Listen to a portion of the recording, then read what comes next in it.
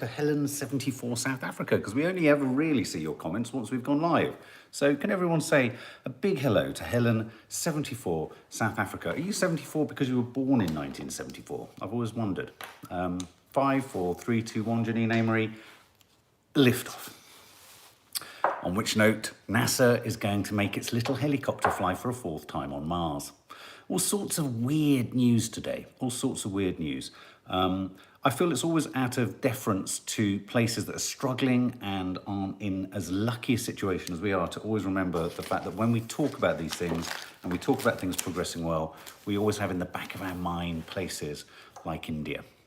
And today, Turkey going into lockdown. Morning, Ashley. Let's do our good morning, shall we?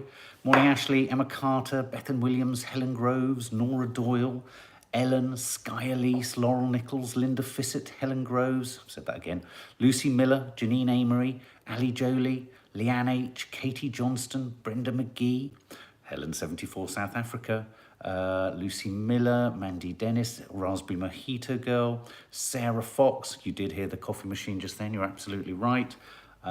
Here we go, Linda Fissett, Karen Bell, Sue Wood, Layla Baziad, Donna Pearson, hope you're well, Henrietta Henson, Steph Coleman, Denise Sneed, Julie M, Sarah Clift, Stuart G, Kerry Gracie, Myra Instance, Linda Williams, Kat, Sharon Tattersall, Sally Jenkins, Katie Knights, who else have we got here that I haven't read out? Oh, Jilly Bryan, Gabrielle, Renee Rolfe, hope I've pronounced that correctly, Marianne Patel, Judith Weir, Julianne Jackson. Oh, God, lots there. Deborah Learmouth, Laura Carter, Catherine Clausen. Thank you, Wendy Pierce. You love the jumper. I like the jumper too. It's nice, isn't it? Stripes suit Adderleys, that's for sure. I'm in such a good place. I'm so excited about my film. Nad's tooth is good. Well, it's not good. Nad's tooth is good as in she's not in the same pain that she was in, but she's very, very, it's very dodgy. I mean, I don't want to get litigious here, but I don't think she had a particularly good experience. So she's looking to some other kind of help. Let's put it that way. Let's leave it at that. So yeah, she was really, really struggling last night. So apologies to all the members. Things like, because of course, we're hopefully going to get Nadia into the members live too. I do need someone else to shoot the bloody crazy cook show. I mean, I could try cooking myself, but I've got no guidance then, so it could just be total carnage. Nanny Di is coming soon. So there will be a members live as usual. It's kind of coming nearer towards the weekend. We've had quite a busy week this week, and the cook-along will be happening for sure. We're just waiting for, it's not apologising, Sky, I realise that. It's just like, I like to keep you in the loop, let you know what's going on. I hope you're well, Sky, by the way. It was really nice. Last night I did a 1 hour, I was a 1 hour guest on a podcast, a new podcast that's launching about sobriety. And it was really nice I'll tell you what was really nice about it, just for a change, was not being the host.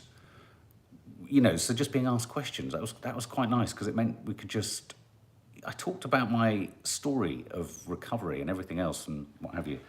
And I realised I haven't really talked about it in quite a while. Even though we talk about a lot here, I don't really talk about the micro detail of my childhood and how I became an alcoholic. So anyway, that was really good. That was with Sober Dave. If you go over to his Instagram, he'll be posting about that soon. He was winding me up about the way me and Nadia say, hi guys. This is early, it's in order. This is kind of how things are going to go a little bit more. They're going to be earlier things so we can have both. Obviously, we've got to fit in all the other sort of social media brand stuff that we're doing. Then there's all the other work that we're doing. And then there's homeschooling. And homeschooling obviously usually falls to me towards the end of the week. And I've got a lot of post-production work to do. So I'm trying to get certain things done earlier. And I don't want you to miss out on your little touchstone with us. Julianne Jackson, sending hugs to Nadia. Clove oil is good for tooth and gum pain, as well as rubbing toothpaste into them. There you go. Charlene Hayden Fox, of course you can have a shout out. Your dad is in hospital and you're feeling sad. Sending a huge hug and all of our best to Charlene Hayden Fox and her dad, who's in hospital. Sending you big, big love, and him big love as well. So, Ellen, you'll find out what happened to Nadia for sure, but I think it's better that it comes from her mouth, no pun intended. Hot water bottle for tooth pain, absolutely. So, yeah, and I have to say, she showed me the gap. It's a big old gap. It was a big old tooth. Whew, thank you, Hazel Marburn, that's very kind of you. So, where are you all at in your ments and in your attitude to things? Are you feeling positive? Are you feeling good? I mean, things are moving in the right direction, are they not? Even Jonathan Van Tam seems quite excited yesterday, didn't he? Sue Smith, you have to get your second jab. Yeah, my second jab, I think, is on June the 6th or something like that. At least Nadia didn't have to extract her own tooth like I did in first lockdown. Never want to do that again. That's literally made the fillings in my teeth just go, nah. Oof. Francesca D'Imperio. Hello. I haven't seen Francesca D'Imperio's name. That's a very grand name, isn't it? Francesca D'Imperio. Hello. Wisdom teeth out tomorrow. I don't think... I've never had wisdom teeth. Whenever they go... Is wisdom teeth number 8? You know when they go around your mouth, go 8, present, 7, present, 6, good. And you hear them doing that, don't you? And they go... And they pause and they go 5, 4, 3, 4, 5. And you're like, what's wrong? What's wrong with 5, 4, 3? Emma McDonald, Mark, I have my vaccine today. I'm terrified. Don't be terrified. It's your first step to freedom. It really is. It really is. There'll be some naysayers trying to maintain there's some huge conspiracy theory and it's a plot to reprogram all our lives and redigitize our brains and melt our souls into jelly.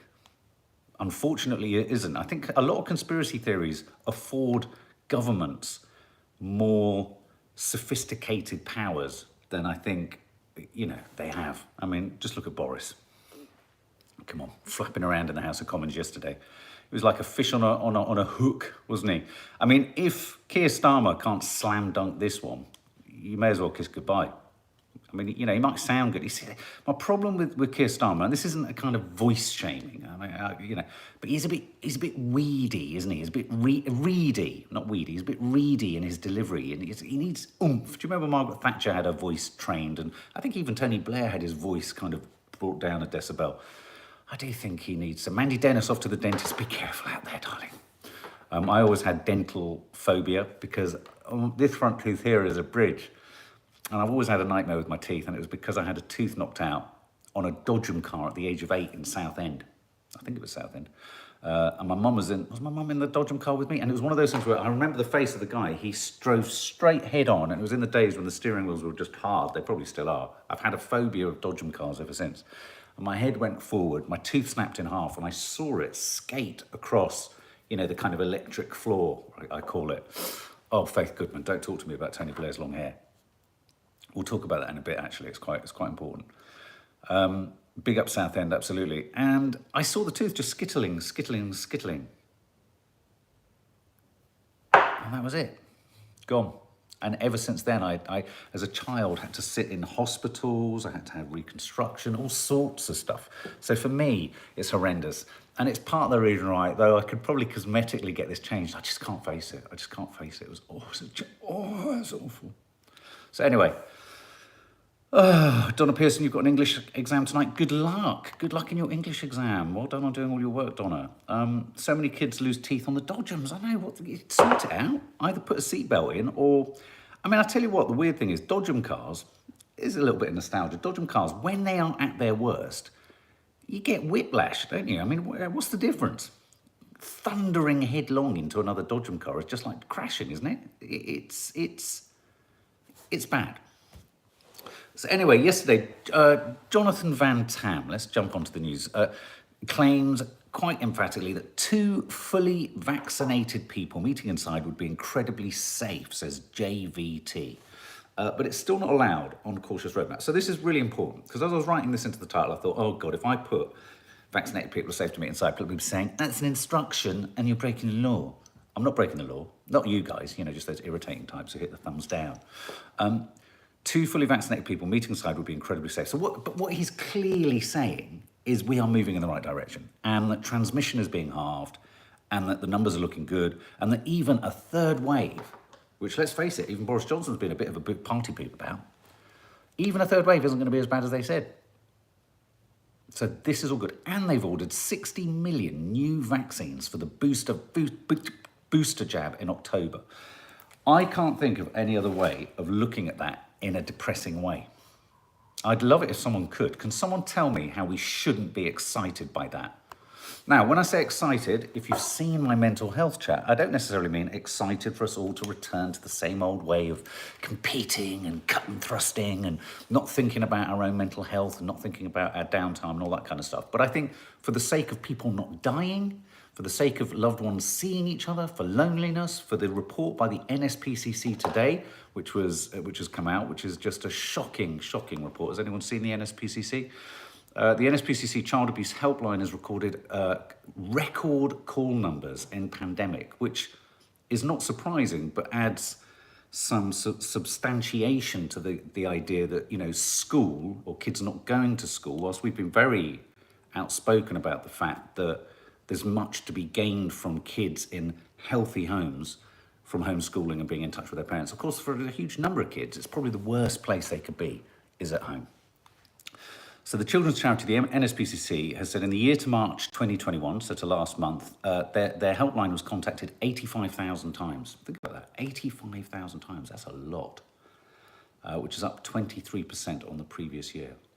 So I think when we think about the good news, this isn't just about a rapacious desire to just get out, go to the shops, go on holiday, which all of those things, I think all of those things are extraordinary luxuries. I think what I'm relieved about and pleased about are those elements of things getting better that will ease the pressure. I mean, domestic abuse numbers have gone through the roof. As we know, eating disorder issues are going through the roof.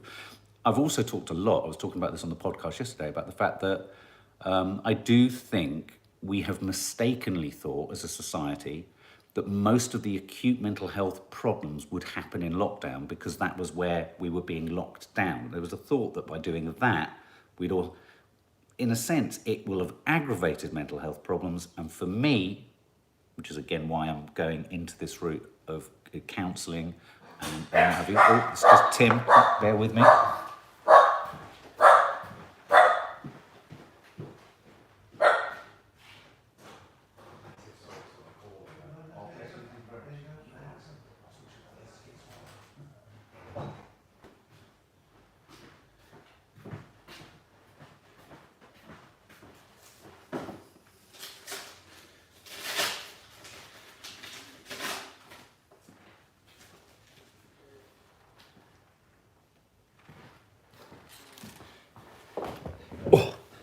Sorry about that. Lovely Tim, who I usually have got a lot of time to talk with. But I just got to rush off, sorry. What was I saying? Yeah. I think in coming out of lockdown, coming out of the crisis, is where, in a sense, all of the potential pitfalls and all of the external pressures that fall on that aggravate mental health issues, they'll all get worse. That's my theory. Got a really interesting box from the postman. I don't know what it is. It's not for me. So these figures from the NSPCC amplify fears that children who could not go to school during the lockdowns were more vulnerable to abuse and neglect. Now, this is a bit of a bête noire for me. Schools are there to teach. I recognise they serve a really important part of the process of managing the social care of kids, but that's not actually their jobs. And so one of the things coming out of lockdown that we really need to think about is more resources for mental health charities, which again is one of the reasons why I want to get into rehab centres and youth centres and help with families dealing with alcoholism and addiction coming out of this crisis. But I think it's why there needs to be more money and more voluntary work and more contribution into the mental health crisis, but there also needs to be more funding and more support for social care, social workers. I mean, my mum used to go out with a social worker and it was the most thankless job. It really was. I mean, it was just, sometimes you wonder what these people must have about them. It's got to be about just giving something back. Hazel Melbourne, sorry, got to go to hospital, run this morning, catch you all tomorrow. See you tomorrow, Hazel. You can catch up on this later. Schools have to provide so much pastoral support before social services get involved. They do, and it's not about not doing it because it's crucial. So it's really important, this point. Of course, I'm not saying they should just stop because then it wouldn't be picked up, but there needs to be a gear change where schools aren't expected to do that and schools can get on with the job of teaching. Because I think if schools could then get on with the job of teaching, there would be more time and space for them to loosen up the testing system, the exam system. You know, it's quite logical, connected thinking. I'm really excited. We've made contact with, you know, the lovely Ken Robinson who wrote the books and did the TED Talks about the importance of sort of creativity in your children, and, you know, big advocate of homeschooling himself. He sadly died in lockdown, and we've made contact with his family who are in the process of publishing a book of his last book, or finishing off his last book that he was working on before he died.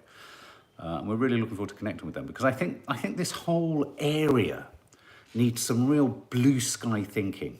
I don't know if anyone else thinks that. I just think, you know, this idea of, you know, giving kids and society the best start in life. It's not just financial. It shouldn't just be financial. It shouldn't just be about competition and beating someone to the place or beating someone to the job. It should be more collective. It should be more communal. It should be more cooperative in all walks of life. This is what I mean. So anyway, so the NSPCC, really stark figures there that confirm that, you know, lockdown has been an absolute pig to so many people in different ways. Paula Farron, my 14-year-old daughter, has decided that she's not going into school today. Okay, and is that a decision, Paula, based on a sort of rational, sensible reason that you're supporting her, or is it a sort of, do you feel it's sort of unjustified, or is it because of lockdown or whatever? Tim Reed, welcome, no worries, sir.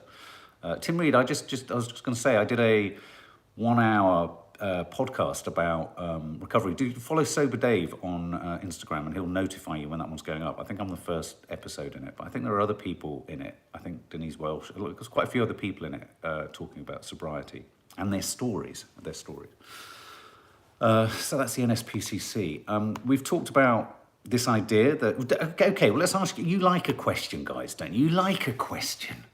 So if Jonathan Van Tam is saying it's pretty safe with the vaccines, we'll meet inside, do any of you now feel, oh, Hayley Edwards, yes, I agree, I'm a home educator, just started to read your book. Oh, brilliant, Hayley, I hope you enjoy it. I mean, you know, it's not a step-by-step guide how to do, it's our story. And it's that age-old adage of sharing your experience in the hope that something of what you've gone through may be useful to someone else.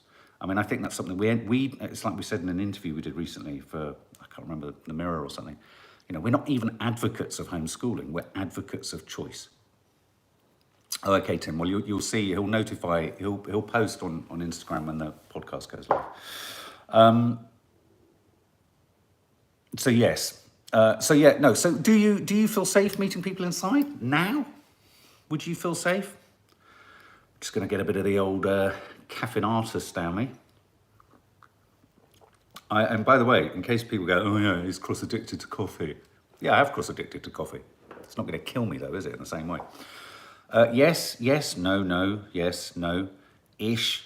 Still would be anxious, Sky. Erin, yes. Amy Betts Illingworth, no. Hi, Amy.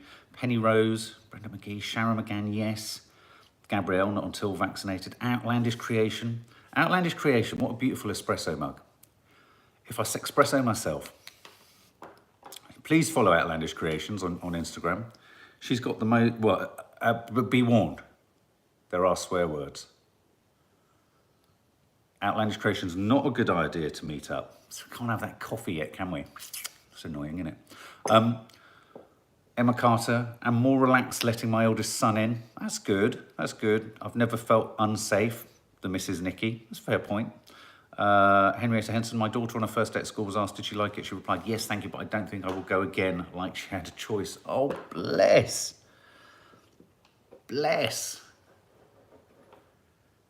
You know what? Sometimes I entertain thoughts. Who was I talking about this to? I think I was talking to Maddie and Geeky about it.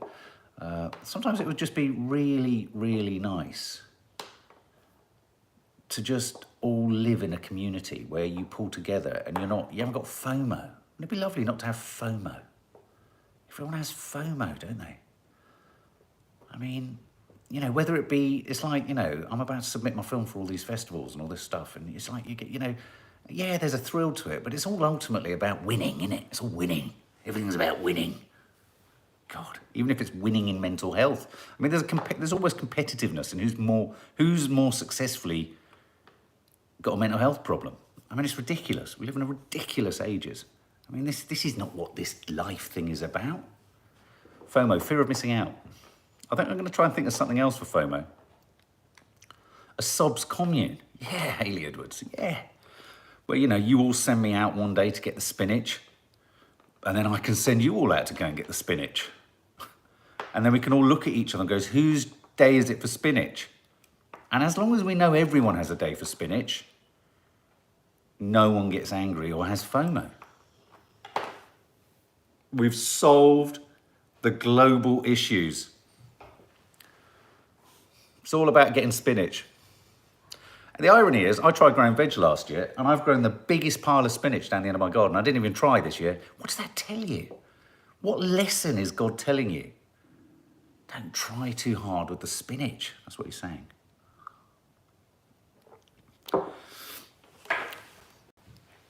Don't know where I'm going with that, Angela. Look, really don't. Pauline Mulvey, you'll do the cabbage. I think it'd be so nice. A friend of mine, a different friend to the friend who went into retreat, a Buddhist retreat, lived on a commune. And I remember in my 20s and 30s being a right po-faced wanker and going, why are you doing that? Just like that. I didn't have glasses on, so I didn't look like a media. Why'd you do that? And he said, because it's kinder and nicer. I was like, you know, well, it's not for me. Did you get me? It's going to be hard. Faith just asked how to watch a short film. You're not allowed to publicly show any films if they're being submitted to various festivals. Some of the festivals are BAFTA accredited. I've had previous films from my student years and when I was much younger shown at them. And you can't, if you show them outside of the festival, they become ineligible for competition and stuff like that. And it's not suggesting it's going to do anything amazing, but only once it's kind of been filtered through the festival system. But there will be a copy of it on Vimeo, and there will be the opportunity for some people to watch it either at a scheduled screening in town. We're going to be hiring the screening rooms in Soho, and or with a code, you can watch it on Vimeo. It's a kind of locked password area. So there you go. Just like Eurovision was, exactly, Felicity Cook, except I'm not Sweden. Henrietta Henson, po-faced wanker, don't hold back, Mark. Oh, God, yeah. I mean, look, one of the greatest things you can do for yourself in life is acknowledge when you were a twat. And that's what I was doing with Sober David last night as I went back through my life. Outlandish Creations. My ex-husband doesn't believe in COVID, so exposes my son to a vast selection of family members when he's with him. He thinks it's all conspiracy theory. That must be so frustrating. Oh, God. I don't know. Conspiracy theorists. It's when conspiracy theories, you know, I'm a big believer in challenging the mainstream narrative. But then surely there's challenging the mainstream narrative and then just being an idiot. It's just my theory. I know it's hard to distinguish between the two sometimes. Sabrina Neal, my daughter's father is a non-believer of COVID and attends protests in London and can't understand why I don't want him in my home. Separated parenting difficult. That's an interesting topic, actually, maybe for confessions. You know, if your parenting styles around COVID are dramatically different. You know, it's good to have freedom of speech. It is absolutely good to have freedom of speech. Of course it is. I totally agree, Angela. Sharon Tattersall, totally agree, Mark. Mark, have you checked out Mayhem Bialik's Breakdown podcast, Pauline Mulvey? No, let me make a note of that. How do you pronounce that name? How do you phonetically pronounce it? Mayhem Bialik Breakdown podcasts. Me and Nads were toying with doing, not necessarily about sobriety, but doing a mental health podcast where we interview people and talk to people.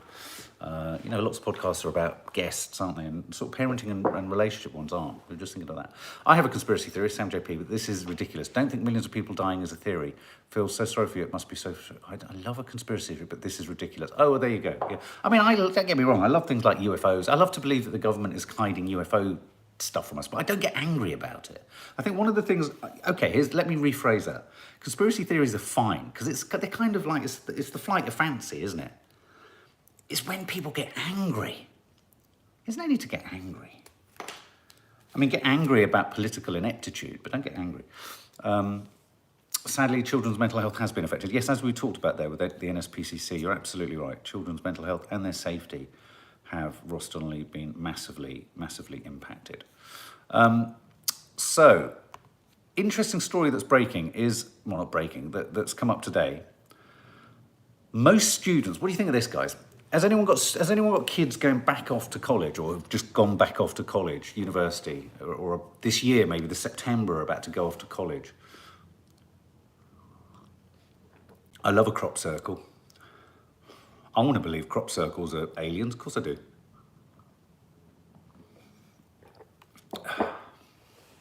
Yes, already done. I love you. Oh, Jacqueline Frost, thank you very much. Latest is Michael Jackson still alive. But it's harmless, isn't it? It's just silly. I mean, that sort of conspiracy, I find that harmless. Elvis is alive and serving in Wagamama's. It's fine, yeah, it's kind of silly. Sue Wood, no worries, have a great day. Most students think that a sexual consent test should be compulsory for university. Now, when I first read this headline, I thought it meant you had to sign up to that app we've talked about before from Denmark that says you have to sign up to it if you want to have if you allow sexual consent, but that's not what it means. It's a very bad headline by The Independent. But most students think sexual consent tests should be compulsory for university. It's really a story about the fact, and this could be a Confessions of a Modern Parent, that a huge number of students don't feel that they know enough about sex before they go to university. Most students want to be tested on their understanding of sexual consent before going to university.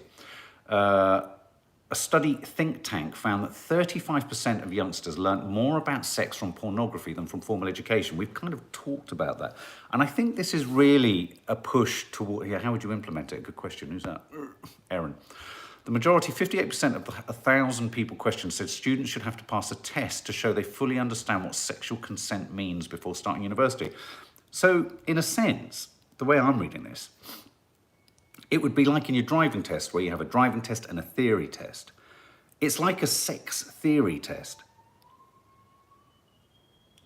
Wow, I thought that was a crying dinosaur, but it's not. I think it's the bin men. Do you see what I mean? I think it would be it's like a theory test. It's like a theory test, a sex theory test, to make sure you understand the social situations and circumstances surrounding sexual encounters. Because what they're saying here is that if the vast majority of people, youngsters, have been informed or educated through pornography, they're not going to have a good handle on it, are they? They're not going to have a good handle of it. Just 30% of students said they were very confident about navigating consent after the consumption of alcohol, while more than 1 in 10 said they were not confident on how to communicate consent clearly or on what constitutes sexual assault or violence. This comes on the same day as there's quite an amazing statistic that something like 1 in 2 or 50% of women in a survey have talked of being sexually assaulted in their sleep or compromised or taken advantage of by their partner.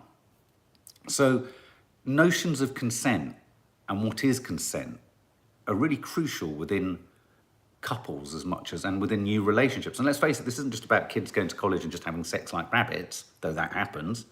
It's also about having your first relationships and understanding how that relationship will start and what the terms of consent within that relationship are. I mean, I can really understand this. I think this is important. I think this is possibly coming out of why rape culture has flourished in universities and schools and things like that. You know, if rape culture is flourishing in schools, something isn't going right, is it, in the teaching of kids when it comes to consent? So I think that's an interesting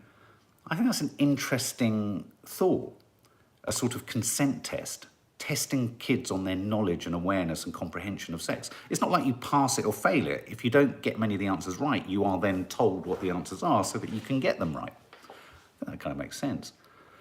Yeah, I'm not sure how they do it. I don't know whether it would happen in the school in question or whether it would be going into the institution that you're entering. But I mean, I think at either end of it, either leaving one institution or entering another, there has to be something somewhere there. Or maybe it sits within the sort of citizenship learning at school. I don't know, something like that. So some of the silliest stories today. God, we're at half an hour already. My doctor prescribed rambling for lockdown anxiety. I love this story because this made sense of me wanting to walk around the world. Does anyone else find that walking helps their anxiety? Does anyone here? Hit the thumbs up, guys, if you're enjoying our little early morning natter before the big day ahead starts to descend upon us and starts to drag us in 65 different directions, none of which are entirely satisfying, but all of which have to be done. Sorry, don't know what happened there. Love walking, Angela Locke. Yes, definitely. Is it called peripatetic? I think that's a really nice word for someone who does their best thinking and their best brain work when they're on the move. Yeah, love walking. Walking is essential for me. Well, this is my doctor prescribed rambling. I mean, there's nothing shocking in that, is it? It's like, I could do that. I could be a doctor. Okay, what's that? What's wrong? You're feeling a bit down. Walk. There you go. Can you just walk? Take that to Lloyd's Pharmacy and ask for some walk. I think it's really important, walking. And Nanny Di, if you watch this later in the day, you need to walk more. You were a great walker and you need to do more walking. An Edinburgh widower who was struggling with mental health issues due to the isolation of lockdown has walked 2,000 miles in a year after his doctor prescribed that he join the Ramblers. Jim Snodgrass, 84, from South Queensferry, said he was expecting to receive medication. This is good. But instead he was given the Ramblers' phone number. Forget AA, forget Mind, forget Anxiety UK, the Ramblers' phone number. Now, I think that's a good thing, but I made a documentary years ago in Wales about the Rambling Association of Llanelli. I don't know if any of you are here. And it was very competitive. It's very competitive. Anyway, we were filming a conflict between the Ramblers of Llanelli and a local farmer who actually tried to shoot them. It's called Countryside at War. It was pretty electrifying. And I think rambling has had a bit of a face change over the years, hasn't it? I think there's a younger clientele. I like rambling. I've always wanted to do a pretty walks of the UK or the world for our channel. But you don't just do walks. It's like that Radio 4 show called Ramblings where you talk about shit. It'd be nice, wouldn't it? You've got nice pretty shots, like our friend Michelle Penny go to her Instagram. Follow Michelle Penny on Instagram. Her photos of Windsor are just wonderful. If they could rename Windsor Wonder, they should do because of her photos. Linda Fissett, I know you're looking forward to that. I'm so sorry it's my ugly mug until Nadia's feeling a bit better. But you can watch her on Loose Women later today. So anyway, so rambling, walking, if in doubt, go for a walk around the block. Taking photos helps your anxiety. Yeah, you see, we're thinking of doing a little series which is called County Secrets, where we kind of do the secret walks, the secret pubs, the secret hotels, the secret history, the secret things of our country. That's something that we're going to do as we unleash and come out of lockdown. You should walk Land's End to John O'Groats, Mark. Oh, yeah, rather than round the world. Why don't I do that? Why don't I do that? We could raise money for charity. We could film it. I can meet you subs. Oh, I have a cunning plan. I could wear a mask all the way.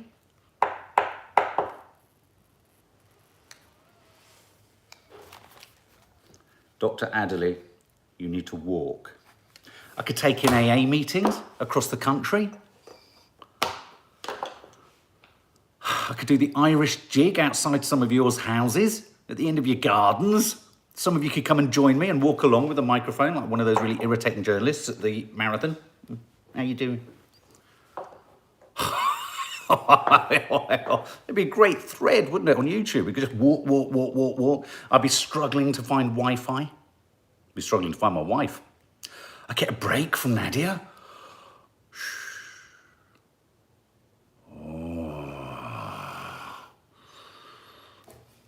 Final bits of the story before I go and crack my plan. You're absolutely right, Sarah Fox. What was the other story? Oh, giant coins. I like that plan. You've set something off in my head. Biggest coin ever made in Royal Mint's 1,100-year history. I love to bring you these stories. They're so weird. It's ginormous. I'm just going to quickly show you this because it's in her hands, in this minter. What do you call someone who's works at the Royal Mint? Are you a mint? Are you minty? Here, look. Look at that. Look, the Queen's beasts. Oh, look at that. Isn't it amazing? Makes me think of a giant chocolate coin. Is it you? I want one. It's as big as my head. It's massive. Isn't it, Sky? It's like an after 9. Oh, wow. Why have they done it? The Royal Mint has produced the largest coin in history, 20 centimetres wide and 10 kilograms in weight.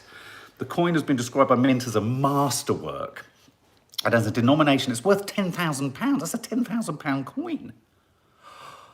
Oh. Only one original was made and has already been sold for a 6-figure sum to a deep-pocketed mystery buyer. Who do you think's bought it? Probably Graham Norton or someone like that. Maybe Keith Lemon. Maybe Keith Lemon's got it in his collection. Anyway, guys, that's your final story. Turkey's gone into lockdown, just in case you were thinking of flying to Turkey. Rambling, giant... Oh, hang on. Wasps versus bees. Which do you prefer, wasps or bees? Apparently, wasps, if given half a chance, are just as important and valuable as bees. The study in Biological Reviews was based on more than 500 academic papers looking at 33,000 species of stinging wasps and how they contribute to ecosystems. It found that they are a great form of pest control. I prefer a bee myself because they're a bit dopey. They're a bit dopey, and when they flop on you, you feel like you've got a fighting chance of getting it off you before they sting you, whereas with a wasp, they're in. Wasps sting before you know they're there. Bees. Lorraine Owen, you've got 5 beehives. Send me a photo on Instagram, please. They have to be IG stories because I don't see anything else. Wasps are evil, says Layla Baziad. What about hornets? Anyway, guys, we have been here 37 minutes. Hit the thumbs up. Subscribe if you haven't. We will, on the community tab, be keeping you abreast as to when members' lives will be happening and all that malarkey. Green-fingered hell is next in the old cannon, ready to fire out. We'll let you know when it lands. Well, you'll be told when it lands. Have a lovely day, guys. Stay